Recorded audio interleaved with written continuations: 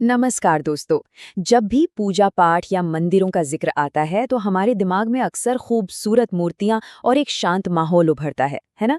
लेकिन आज हम जिस जगह की बात करने वाले हैं वो इन सभी पारंपरिक विचारों को पूरी तरह से पलट कर रख देती है।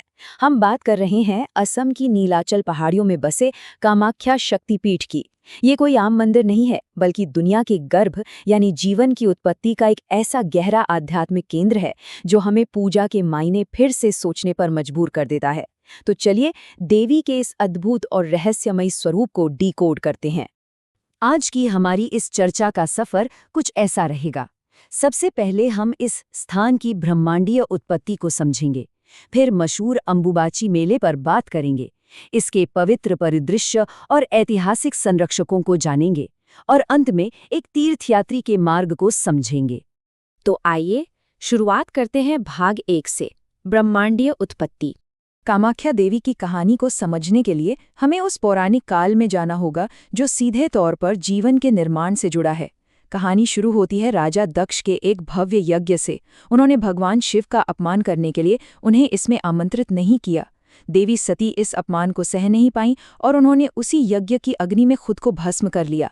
सोचिए, जब भगवान शिव को ये पता चला होगा तो उनका क्या हाल हुआ होगा। क्रोध और गहरे शोक में डूबकर उन्होंने सती के शरीर को उठाया और ब्रह्मांडीय विनाश का नृत्य यानी तांडव शुरू कर दिया। तब पूरे ब्रह्मांड को बचाने के लिए भगवान विष्णु ने अपने सुदर्शन चक्र से सती के शरीर के 51 हिस्से कर दिए और ये शक्तिशाली कहानी असम में आकर अपने चरम पर पहुंचती है, जब देवी का सबसे रचनात्मक अंग, उनका गर्भ या योनि, नीलाचल पहाड़ी पर गिरा। अब यहाँ सबसे दिलचस्प बात क्या है? यह हमारे ईश्वरीय पूजा के नजरिए को पूरी तरह से बदल देता है। कामाख्या में किसी निर्जीव या स्थिर मूर्ति की पूजा नहीं होती। इसके बजाय यहाँ एक बेहद सक्रिय, प्राकृतिक और जैविक प्रक्रिया का सम्मान किया जाता है। जरा सोचिए, जिस मासिक धर्म को समाज में अक्सर वर्जित या छिपाने वाली चीज माना जाता है, उससे यहाँ सृष्टि की सबसे पवित्र और रचनात्मक शक्ति के रूप में पूजा जाता है। यह अपने आप में एक बहुत बड़ा वैचारिक बदलाव है। तो मूल रूप से शक्तिपीठ वही पवित्र स्थान है जहाँ देवी सती के अंग गिरे थे।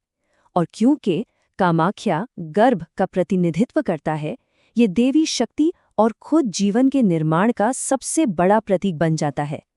ये हमें सिखाता है कि ईश्वरीय स्त्रीत्व का मतलब सिर्फ ममता या पोषण करने वाली ऊर्जा नहीं है, बल्कि ये वो कच्ची, प्रचंड और तीव्र शक्ति है जिससे इस पूरे ब्रह्मांड का जन्म हुआ है। अब बढ़ते हैं हमारे दूसरे भाग की तरफ, अंबुबाची मेला। इस प्राचीन पौराणिक कथा को सच में जीवंत रूप में देखना हो तो हर साल जून में होने वाला अंबुबाची मेला सबसे बेहतरीन समय है। इस मेले की सबसे खास बात यह है कि पूरे 3 दिनों के लिए मंदिर के कपाट पूरी तरह से बंद कर दिए जाते हैं। मान्यता यह है कि इन 3 दिनों में देवी या कहें हमारी धरती माता अपने मासिक धर्म से गुजरती हैं और उनके सम्मान और आराम के लिए सिर्फ मंदिर ही बंद नहीं होता, बल्कि आसपास के पूरे इलाके में खेती-बाड़ी, खुदाई या जमीन जोतने का हर काम पूरी तरह रोक दिया जाता है।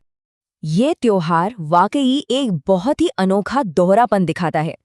एक तरफ तो ये जीवन और स्त्रीत्व के निर्माण का एक बेहद गहरा धार्मिक जश्न है, जहां देवी के लाल रंग से रंगे कपड़े को प्रसाद और एक शक्तिशाली सुरक्षा कवच के रूप में बांटा जाता है। लेकिन वहीं दूसरी तरफ इसकी एक जटिल समाजशास्त्रीय सच्चाई भी है। जरा गौर करें तो ये एक अजीब सा विरोधाभास है। यहाँ एक तरफ तो मासिक धर्म का इतना बड़ा जश्न मनाया जा रहा है, पर दूसरी तरफ महिलाओं के लिए समाज में आज भी रूढ़िवादी छुआछूत के नियम मौजूद हैं।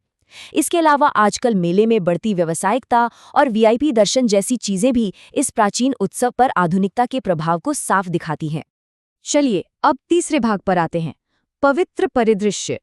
गुवाहाटी शहर के ठीक ऊपर विशाल ब्रह्मपुत्र नदी को निहारती हुई नीलाचल पहाड़ी अपने आप में एक गजब का आध्यात्मिक केंद्र है।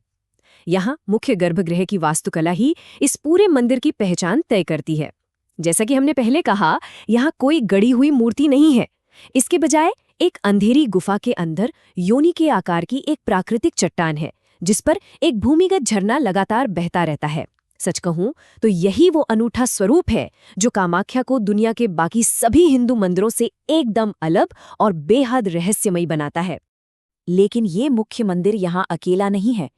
पूरी नीलाचल पहाड़ी पर 10 महाविद्याओं के मंदिर फैले हुए हैं। यानी देवी के 10 महान तांत्रिक स्वरूप। और ये सिर्फ नाम नहीं है, हर देवी की अपनी एक बेहद विशिष्ट आध्यात्मिक भूमिका है। उदाहरण के लिए काली जहां उग्र विनाश और बदलाव का प्रतीक है, वहीं तारा सही दिशा और मार्गदर्शन देती हैं, और कमला धन, शांति और आध्यात्मिक पूर्णता का प्रतिनिधित्व करती हैं।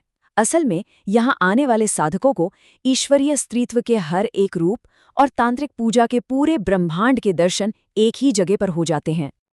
आगे बढ़ते हैं भाग 4 की ओर, ऐतिहासिक संरक्षक। सदियों के इतिहास और पीढ़ी दर पीढ़ी चले आ रही लोक कथाओं के बीच इस विशाल मंदिर का प्रबंधन मुख्य रूप से बरदेउरी समाज के 4 परिवारों द्वारा किया जाता है। ये हैं बूढ़ा बरदेउरी, डेका बरदेउरी, होता और विधि पाठक। हर परिवार की 25% हिस्सेदारी है। और कमाल की बात यह है कि ये सभी परिवार मिलकर एक दोलोई यानी मुख्य प्रशासक का चुनाव करते हैं। ये एक तरह की लोकतांत्रिक व्यवस्था है जो ये सुनिश्चित करती है कि मंदिर की धार्मिक परंपराओं के साथ साथ इसका प्रशासनिक काम भी एकदम सुचारू रूप से चलता रहे। और अब हमारा अंतिम भाग, तीर्थयात्री का मार्ग। अगर कोई यहाँ दर्शन के लिए आता है तो कुछ व्यवहारिक बातों का ध्यान रखना बहुत जरूरी है। यहाँ दिन की शुरुआत सुबह 5:30 बजे मंगला आरती के साथ होती है। इसके बाद दोपहर 1 बजे से 3 बजे तक मंदिर के कपाट बंद रहते हैं। ये वो समय है जब देवी के लिए भोग तैयार किया जाता है और उन्हें विश्राम दिया जाता है। फिर शाम 5:30 बजे आरती के लिए मंदिर दोबारा खुलता है। ये जो लयबद्ध चक्र है ना, ये सिर्फ दिन का रूटीन नहीं है, बल्कि हमें ये गहराई से सिखाता है कि इतनी प्रचंड आध्यात्मिक ऊर्जा को भी विश्राम की जरूरत होती है। इसके अलावा मंदिर परिसर में अनुशासन का पालन करना बेहद अनिवार्य है। शालीन कपड़े पहनना जिसमें कंधे और घुटने ढके हों, चमड़े की चीज़ों से दूर रहना और सबसे खास बात सख्त मौन और भक्तिपूर्ण अनुशासन बनाए रखना। हमें ये कभी नहीं भूलना चाहिए कि शक्तिपीठों में हमेशा भैरव ऊर्जा मौजूद होती है जो सख्त अनुशासन की मांग करती है।